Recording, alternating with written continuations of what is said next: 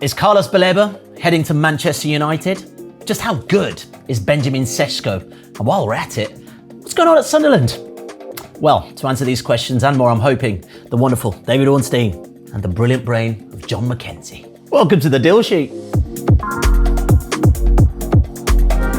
Right, David, we have to start with Benjamin Sesko. I mean, how on earth have Manchester United potentially beaten Newcastle to his signature? So it seemed that the direction of travel might be Newcastle. Of course, they would need to convince the player as well, but it sounded like they had positive conversations, both club to club and with the Sesko camp.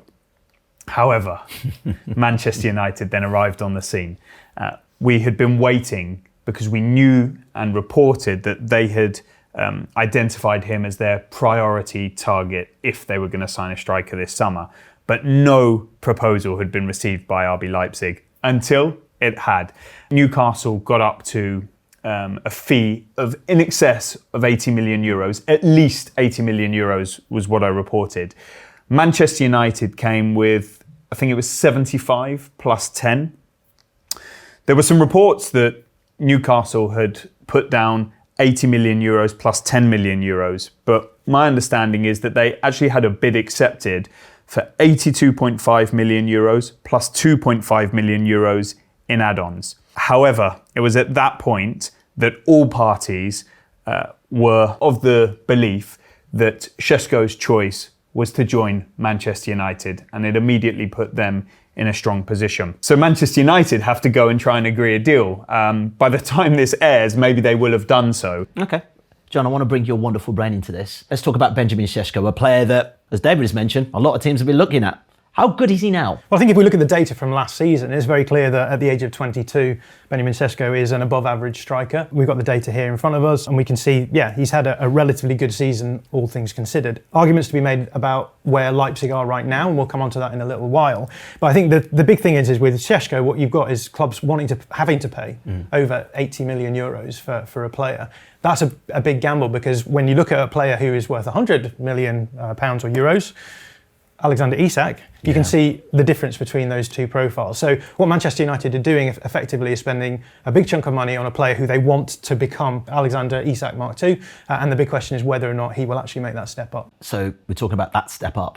How high is that ceiling? Where can he get to potentially? Yeah, and I think the big thing that a lot of teams are paying for is the physicality, because what you've got in Sesko is a 6'5" forward who is explosive at running. He can do hold-up play, and I think when you have that kind of physicality, it can paper over some of the maybe technical deficiencies that you have. So hold-up play is a great example of that, is that sometimes he's not the most technical on the ball right now, but because he is such a physical specimen, he can hold players off, and it affords him these other advantages as well. So I think when you're bringing in a player like that, you know that he's going to be able to compete physically. That's a really big thing when you're bringing in players into the Premier League.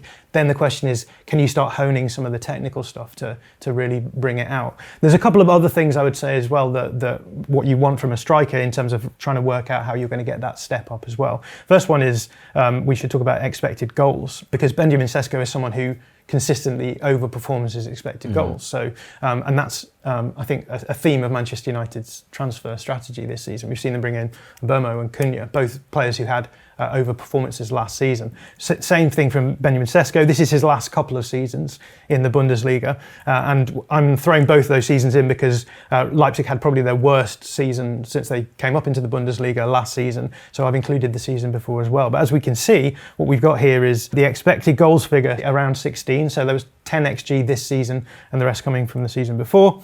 And we can see the goals, 25. So you're talking about overperformance to the tune of nearly 10 goals. Wow. That's what clubs want, right? Goals are the currency of football. If you can get someone who is going to finish at a level where they're regularly finishing above their expected goals, that's a good thing. And you can see that Manchester United are hoping that they can bump up their goals in that way. But I think what we need to think about here actually is the kind of striker that he is, because I think broadly speaking, there's two different types of striker. You can bring in a striker who's going to be maybe a Zlatan Ibrahimovic, who is creative for himself. So, as long as you get the ball to him somewhere, he will make something happen and score.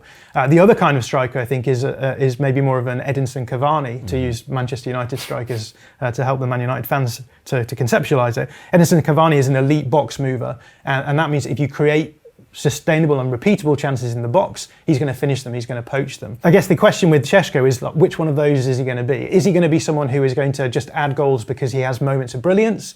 He can definitely do that.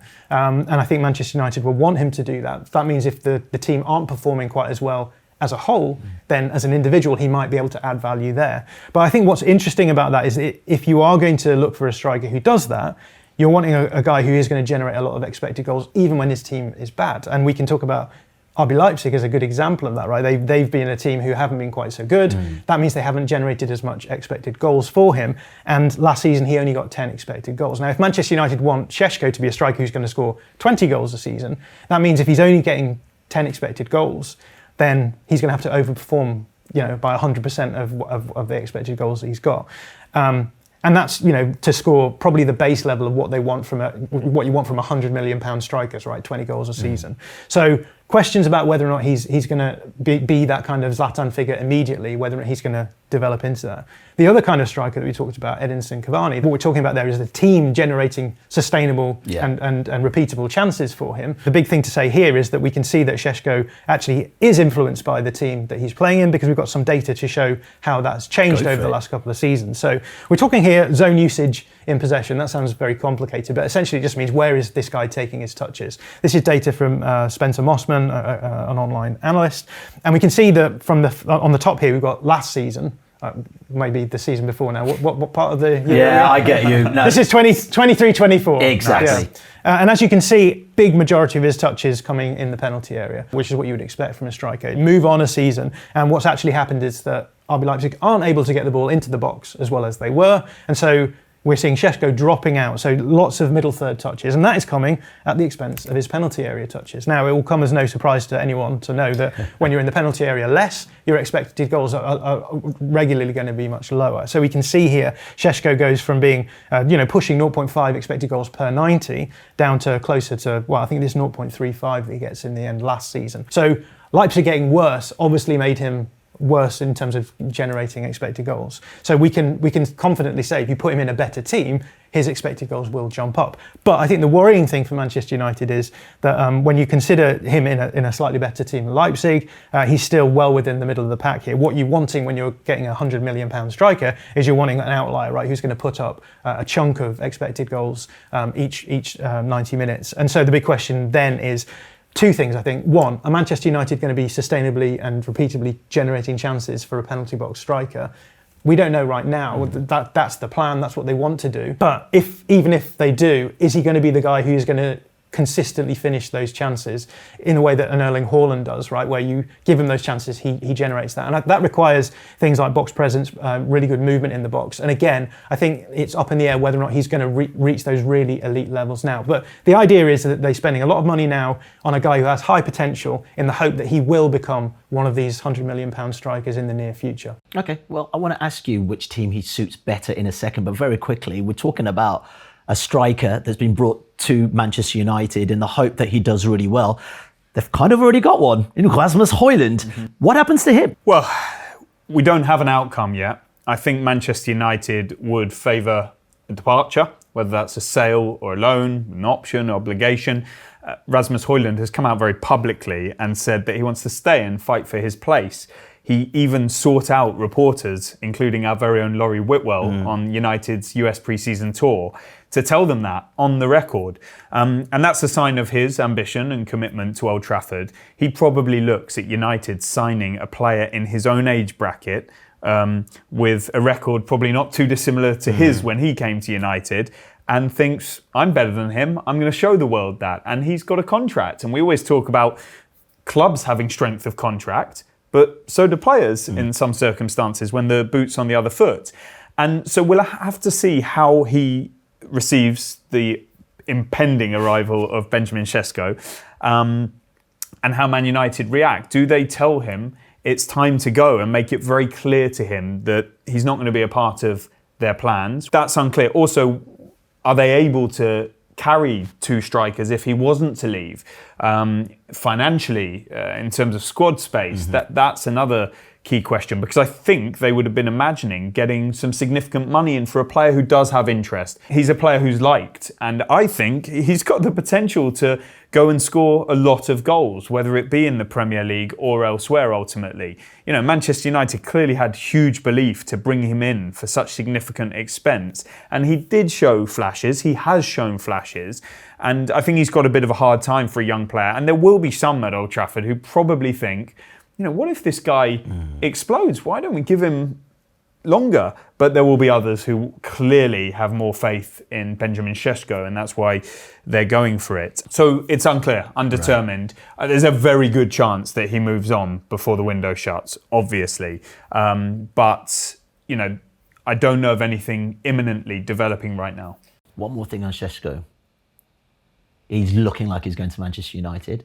But is there a case to say perhaps he could flourish elsewhere, maybe Newcastle? Yeah, well, I think this is a really interesting question, because obviously the way that you use your striker will depend on which club you're at, and certain strikers will suit certain roles better. So I've got Dr. Mark Carey, one of our colleagues. We love a doctor. To run off some data for me. So this is really nice data. This is from Skill Corner. So this is physical data that we can see the sorts of off-ball runs that players are making. So we can use tracking data, and we can see, generally speaking, in sort of attacking moments, what kind of runs are these guys doing. And that gives us a sense, roughly speaking, of what the team are trying to do.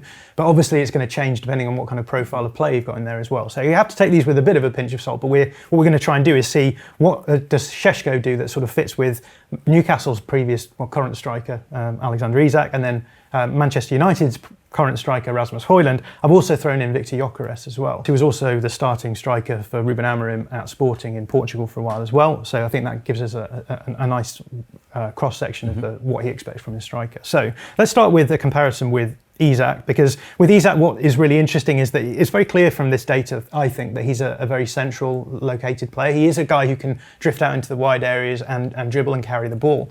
But a lot of the time, what Newcastle want him to be is to be a linchpin in the middle. The segment that I'm focusing on here is cross receiver. Now, cross receiver doesn't just mean someone who's going to sit in the penalty box waiting for the ball, because it's off-ball runs. So Newcastle, highest headed goal tally in the Premier League last season. One thing they like to do is they like to attack quickly. They like to get the ball into wide areas. They want to cross the ball in behind the defensive line and have someone running on to head it. And Isak, obviously a great player in that kind of way. Now, when we look at Sesko, his cross receiving is still quite high. It's a little bit down. So what I've done, actually, I've got Connor O'Neill, one of our other colleagues at The Athletic in the data department, to compare Sesko last season with the season before, because what we can see, we said last season that Sesko was dropping in a lot more. That shows really clearly on this data here. We can see he's doing a lot of dropping in, helping the team out and build up, because they aren't able to get the ball to him. The previous season, we can see he was doing a lot more running in behind. That makes sense because he's an explosive runner. But also he's doing a lot of that cross receiving as well. So he's a guy who likes to stay central.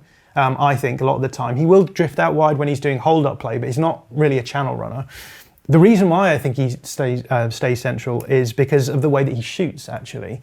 So this is something that Alex Barker, one of our colleagues, has pointed out to me, that people talk all the time about Sesko being a good finisher or having good ball striking, right? And I think I'm always a little bit allergic to this idea of ball striking, right? Because there's lots of different ways to strike a ball, and someone can strike a ball well in one way. It doesn't mean to say they're going to strike it well in every way. Sesko is a very good ball striker when he kicks the ball with his laces. So when you look at his shot map, he has like all of these chances from a long way out, often very central, because what he does is he gets the ball on the floor, lays it up for himself, and then puts his foot through it. So with his laces. Another way of being able to score is being able to curl the ball with your instep. And I think Sesko is much worse at that. So a lot of the time when he takes a shot, and we can see that from his shot map, he's shooting from central areas, because I think what he likes to do is get his body facing the goal, can put his laces through it, and he has great success. We can see he's doing that from distance. We've got some really nice long distance chances.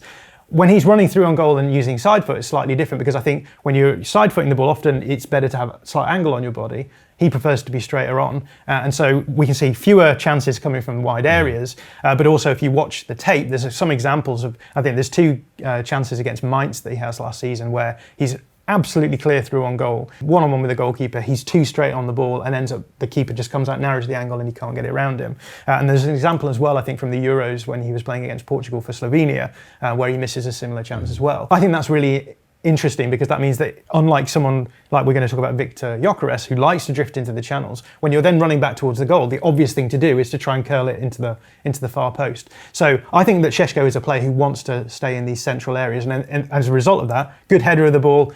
Newcastle are looking for crosses in behind. It makes sense, I think, to an extent. So you're saying he's a better Newcastle player than a Manchester United player potentially? Well, I think that's interesting because if we look at Viktor Gyökeres, as we've said, like the thing that stands out for him, yes, he's doing runs in behind, but he's doing these lateral runs. Now, lateral runs are when you start central and you end up in wide areas. And as an Arsenal fan, you'll have seen Gyökeres play. I know. He's already started doing this, right, for Arsenal.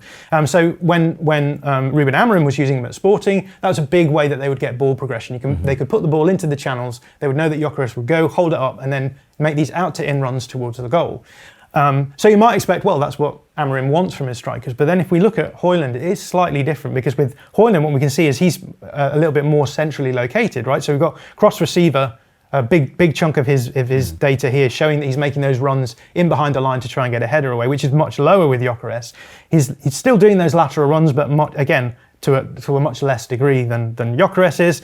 So I think what we're starting to see with Amorim at Manchester United is that he's slightly changing their play style so that they're using their striker in a different way. And I think we should go to the board to talk about this to make it a little bit clearer. Okay. So what we've seen from Manchester United in pre-season is that what they're trying to do is maybe do a little bit less build up in terms of ball progression, but do the Roberto De Zerbi thing, right, of baiting teams up, playing around that press and then finding the space that opens out behind it, right? So what we've seen a lot from them is this very patient play at the back, between the back line. What you're trying to do is you're trying to get the opposition to step up, and when they do that, what they're doing is they're opening out this space in the centre here. And then what they're going to try and do eventually is just move the ball around the block, try and get it to the wing backs who can then either carry it into the channels or play these balls into that area. So what you're doing essentially is creating space that you can then find. But one of the things that happens often when you're baiting presses, especially in the Premier League where teams are so physically adept and they're very good at the out possession side of the game, is that they'll put you under so much pressure that you just need to get rid of the ball. When that happens, what you're going to start doing is playing long balls forward. And you can use that as a chance to access those areas, but in a different way.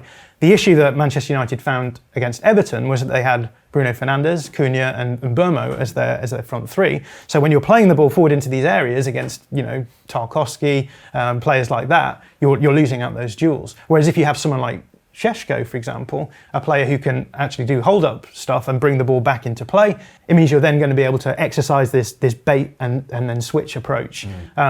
With long balls as well as just trying to play it around the block as well. So, and I think this is where Manchester United are now going. What they're doing is they're bringing in, they brought in Mbeumo, they brought in Cunha, they brought in Sesko. Those are three players who are going to be really good once you get into these areas and then attacking back lines. I've just got one play sequence to show you what this might look like from Sesko's time at Leipzig. This is in the Champions League against Atletico Madrid.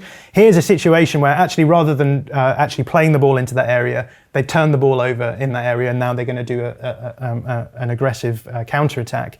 But what we see here is Sesko receiving the ball on the edge of the box. He's able to turn, carry the ball towards the opposition goal, and then you have these two players on either side of him. You can imagine Cunha and Mbeumo in these sorts of areas. What they're going to do is progress the ball to a point where they're able to get it into they've isolated the two centre-backs. There's plenty of space for them to attack. And the idea then is that you're going to eventually find a teammate who's going to be able to take a shot. What this shows is the sorts of things that Manchester United are going to want from Sesko. It's being able to access those areas in between the defence and the midfield where they can then have these really aggressive, quick, direct attacks and generate these kind of chances. You've sold me on Sesko already. Well done. Really nice. There was one other small, less analytical point I might add in. He's got a big brain, so you can't For tell what that. it's worth, he has got a big brain. Manchester United comes with huge pressure and expectation, as we've seen. A lot of players have been cowed by that, and it's got the better of them. It's a brave move to be favouring Manchester United, especially with what they've been through in recent years and the anecdotal evidence. I don't think it's a coincidence that most of the strikers that have succeeded at Old Trafford, historically, in the modern era, have been of an older age, whereas at Newcastle there would have been perhaps a bit less pressure, or a different pressure in terms of the expectation and the history and the weight of the shirt. With total respect to Newcastle, he may have been able to go there, play, hopefully for them succeed, and perhaps move on to an even bigger level, whereas that wouldn't be the idea of a Manchester United. If you come, you're here to stay, succeed with us and become a legend forever. And so you could argue, again, it's not a slight on Newcastle, that he's taken the riskier approach, maybe the more bold one. And it really will be fascinating to see how it unfolds. Right, Manchester United have already bought Cunha, Mbeumo, potentially Sesko. I bet you're wondering, how on earth can they afford all of this? Well, Chris Weatherspoon has done all the data crunching and he's dropped a piece on The Athletic right now. Make sure you check it out. Right, David, we need to talk about Carlos Baleba. Brighton Wonderboy. Is he going to Manchester United? The multi-million pound question. We reported that United, via intermediaries, had made contact with Brighton to explore the conditions of a potential deal for Baleba. I'm going to say it wrong either way, but he's a hell of a good player. First and foremost, Brighton have no intention to sanction his sale in the summer of 2025. I think they would like and made clear in these conversations that they want to keep him for at least another year. I think he's got 3 years left on his contract, plus an option to extend by a further 12 months. He's been a great success so far, and we've seen Brighton, they tend only to sell when they really want to and at the price they want to. So Manchester United like him. They want to strengthen in the number 6 position at some point, whether it be this summer or in the summer of 2026. The club's focus as a priority is the number 9 role. And if and when they get the Sesko deal over the line and the finance that entails, it feels improbable to me, to many others, and probably to those involved as well, that they could finance the signing of a number 6, which is also a priority position, at the financial extent that we predict it would cost to make Brighton even consider his departure. But Manchester United are looking to make sales. We expect Alejandro Garnacho to move, most likely it would seem to Chelsea. What will happen with Jadon Sancho, Anthony, Tyrell Malacia, and anybody else that they could perhaps shift. We've talked about Hojlund already. And so, why not have the conversation? They're allowed to express this interest. There's been a lot of rumour in recent days, hasn't there? I think Rio Ferdinand mentioned it, and he's been doing some work with Manchester United, so maybe he got a bit of insight there. It doesn't take a rocket scientist to work out that a player of his calibre, box to box, and the legs and the youth and the quality he possesses could transform that Manchester United engine room, and I'm sure it's something that Ruben Amorim would be in favour of. No doubt the player, any player, given that sort of opportunity in their career, it might appeal to them. We're not aware of him being unhappy at Brighton, though, I've got to make clear. So this feels like improbable, and that's what the word we used in our report. But it doesn't stop situations being looked into. I think it's a fascinating one, and let's see where it goes. There'll be many questions about how they would finance this sort of thing, and I think Chris Weatherspoon, as you've pointed to, is probably the better person to look at it than me. I think with these things, an element of calm is always needed. Like, immediately when we released that report, people are saying, wow, they're signing Baleba, but we're not saying that. It's interesting. You could say fair play to Manchester United, because before clubs of I'm not saying these clubs are going for him, everybody, but say a Manchester City, a Liverpool, whoever else in world football, Real Madrid, look at somebody of this calibre. Perhaps Manchester United are saying, give it a whirl now, while others aren't trying, and see what might be possible. And if it doesn't come to fruition, then fair enough. But got to be in it to win it. Defo. Well, let's talk about others that are in it to win it. On the deal sheet, there are some other names, David, that have appeared. And do you know what? I just want to mine your big brain. Very quick fire round. You've got 2 minutes to get through as many of these transfers that are currently on the deal sheet right now. So let's start with Jack Grealish. What are we saying? Everton interested in a season-long loan. They've approached Manchester City. There are early talks. It's not at an advanced stage. It's a complicated deal to do financially, so we may need to be patient, but it's plausible. Okay, Tyler Dibbling. Tyler Dibbling, a really tricky situation. Everton want him. It may relate to the Grealish interest. They've made offers. They've been rejected. It feels like it's hit an impasse, but I don't think we've heard the last of it yet. Omari Hutchinson. Omari Hutchinson is wanted by Nottingham Forest. They made a £35 million bid. That was rejected by Ipswich Town. Interest remains from Brentford. So this is definitely one to watch. Harvey Elliott. Harvey Elliott is wanted by RB Leipzig. They have held talks with Liverpool and the players' representatives. Let's see if a deal can be struck. I would expect a lot of interest in him, not only from England, but maybe from the continent, where I think he would favour a move. Jakub Kiwior. Kiwior has chances to leave Arsenal. There is interest from Porto, most recently reported. I think Arsenal would be open to it at the right price. I think he's happy at Arsenal, but if the numbers are suitable, there is a scenario in which Kiwior departs. Morgan Rogers. Morgan Rogers is most likely to stay at Aston Villa in this window because they love him there. He's such an important part of their plans, despite the fact that there is huge interest in him. As a priority, they want to tie him to a new contract, but that's most likely to happen once the window is closed. Let me see if I can squeeze some more. Carney Chukwuemeka. Carney Chukwuemeka sounds like he is moving to Borussia Dortmund permanently, but it's not a situation I've been across. Okay, Fabio Vieira at Arsenal. Talks ongoing between Stuttgart and Arsenal after an approach we revealed on The Athletic to sign him on a permanent basis. Can they agree a fee? That's why the conversations are ongoing. Okay, breathe. It's not just players who are getting ready for a new season. Here's Adam Leventhal with a very special dispatch. So we know that footballers prepare for the new season with pre-season camps, but the officials do it as well. There's speed work. Some of the players are reaching 37 kilometres an hour now. I'm not saying every single referee can achieve those stats, but we need to make sure that we're as close to that as we possibly can be. Endurance. Come on. Brilliant. Flexibility. Strength and conditioning. They even practice VAR calls at the training ground. The latest special episode of the Athletic FC podcast goes inside the world of Premier League referees. You know what? Let's show some love to the newly promoted sides. The one that's caught my eye, Sunderland, they spent a lot of money. Granit Xhaka, what's going on there? It's fairly remarkable to see the amount of business, but also the quality of business they've done.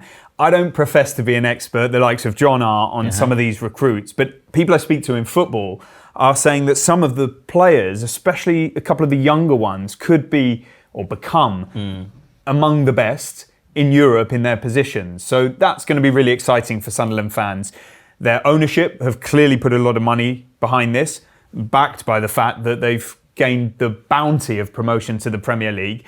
And then they've had some experience too, in the form of Granit Xhaka, you know, many miles on the clock from his time in the Premier League with Arsenal, a champion with Bayer Leverkusen, and so crucial to what they did there under Xabi Alonso. He'll be licking his lips at returning to the Premier League, and such a passionate fan base and project as well. Credit to Regis Lebris, the coach, who signed a new contract to commit his long-term future, brought them up and will hope to keep them there. They've got a new sporting director in there, the ownership clearly driving this as well. So I'm thrilled to see how it manifests itself on the pitch.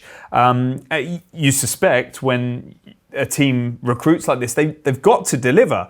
And I think this level of work gives them a relatively good chance at that. They already had some good talent there. They've signed the Dutch under-21 goalkeeper as well, another story we broke. And so it's upgrades in many departments. It bodes pretty well. Famous last words. I don't want to curse it. Don't curse it. I mean, come on, Sunderland have done some great business, but Leeds, Burnley have also come up as well. What are you reckoning, John? Yeah, there's a few interesting things, isn't there? Because we've seen Sunderland, they basically spent twice as much as their two competitors who've come up in the promotion last season. And I think they're doing this because there's form, right? If you spend a lot of money in the market, then you have a better chance of survival. So you can see this is a data from Chris Weatherspoon's piece. So you can see here that the teams who have most recently stayed up in the Premier League are the ones who have spent that amount of money. And we see Sunderland now just coming up just behind Leeds 2021 season. So the idea here is we spend a lot of money and we survive. That's the big argument. But there are different approaches. So I wanted to talk a little bit about the differences between Sunderland and Leeds' approach. Because what I've done here is I've thrown all of the signings that both Sunderland and Leeds have made on the board. I think it's quite interesting because it's very clear where the areas of focus have been for both teams, right? So Sunderland with all of these exciting signings that we're talking about, Diarra, Siddiqui, these two exciting central midfielders, Talbi, an attacking midfielder, Simon Adingra needs no introduction for Premier League fans, who are Enzo Lefebvre, who was their last season on loan and is now extended. And then, of course, Granit Xhaka, who's, I think, a really important signing, quite clearly from this graphic, because he's the guy who's going to be knitting it together, right? He's going to be the guy sitting between the defence and the midfield, doing ball progression stuff, doing defensive stuff as well. But they have brought in Ronaldo, who's this maybe an older, more experienced fullback. He's the only player really in the defensive line that they've brought in, whereas with Leeds, it's the other way around. Though Leeds have got this new ownership under the 49ers. They've been doing an incredible amount of research looking at what is required for teams to stay up. And I think it's quite clear from the results of that they think the defensive element is the most important here. So lots of exciting signings here. Yes, Nemecha up front here is a backup striker, but everything else has been focused in the back line or the midfield. So Anton Stach from Hoffenheim, really exciting sort of 6'8" guy. You can play in either position. Sean Longstaff as well, another guy who you can use as a defensive option or maybe as a bit more of a ball carry 8. And then Jakob Biol, really exciting. One of the better centre backs, I think, from the lower league in Serie A last season. Gabriel Gudmundsson, again another defensive option, and Sebastian Bornau as well, who's also from the Bundesliga. So what we've got here then is a clear focus from Leeds on the defensive side of the game. And I think it's going to be really interesting to see how these two teams fare on the basis of the fact that they're taking very different approaches. So Sunderland clearly focusing on scoring more goals. If we can do that, then hopefully that will keep us up. Leeds, I think the focus is if we can reduce the amount of goals and pick some up ourselves, then hopefully that will make the difference. And I think the big question with both of them as we approach the window closing, Leeds certainly need more options up front. They lost out on Igor Pajau, who eventually I think went to Marseille. They're trying to get Rodrigo Muniz. I think we've reported on that as well. Whereas with Sunderland, I think they need to bring in some defensive options as well, because anyone who watched the Championship playoff final will have seen that their defence can be a little bit ropey at times. So that's going to be the big thing that I'm focusing on with these two teams as well. We should also talk about Burnley as well, because they're a team who come up. Quick shout out. Now you might say to me, well, you've just talked about Leeds and their big focus on defending. Burnley, everyone knows, had an incredible performance last season from a defensive point of view. There are some caveats. So they conceded 16 goals in the Championship last season, which over the course of a 46-game season is nuts. Really, really nuts. You only do that when you overperform. So if we look at the expected goals conceded on this shot map, they were expected to concede 38 goals. So we're talking like massive overperformance in that area. Where did a chunk of that overperformance come from? James Trafford, their goalkeeper. So we can see his post-shot expected goals, which is a metric that we can use to basically we look at these chances and work out the probability of them going in, how much he stopped, and how much benefit he had for the team. We can see he prevented around 12.5 goals. That's a remarkable turn of events. Ridiculous, absolutely ridiculous, Trafford. The only problem is James Trafford is now at Manchester City. So I think the same sort of questions need to be raised about Burnley as we approach the end of the window for them. They've brought in some options. They've been able to take a lot of the players they had last season and take them from loan to permanent. But there's been they brought in definitely some defensive options. So Quincy Hartman, Slot's former fullback at Feyenoord. We've got Axel Tuanzebe, who we saw in the Premier League last season with Ipswich. Kyle Walker, everyone knows Kyle Walker, so this is one of their big signings, so it'll be interesting to see how well he can do there. And they've got Jakob Brun-Larsen as well, attacking midfield. So they are strengthening all over. You can see there's maybe a bit of a weak spot in the centre of the pitch, but they have just signed Leslie Ogachukwu recently, and so they're already trying to deal with that. But I think the big question with all of these teams is, will the business that they've done be enough? Because it's incredibly difficult to stay in the Premier League. We all know that now. This is going to the third season since the promoted side has stayed up. So very, very interested to see how it all plays out. Well done, John. Appreciate that. Very nice. All right, quick one for you guys. We are live September the 1st, deadline day with this guy, David Ornstein. Make sure you do not miss it. More transfer news still to come. Right, on that note, David, top work. Thank John, you. Enjoyed your brain. Thank you. I did mention that Nicholas Jackson might be going to Manchester United. Now Benjamin Sesko has entered the chat. How do you feel about that? If you like this video, please consider subscribing to the channel. The Athletic is home to some of the world's best sports journalists, including David Ornstein, Amy Lawrence and James Horncastle. With the latest transfer news and insights on every Premier League story that matters, theathletic.com puts you inside football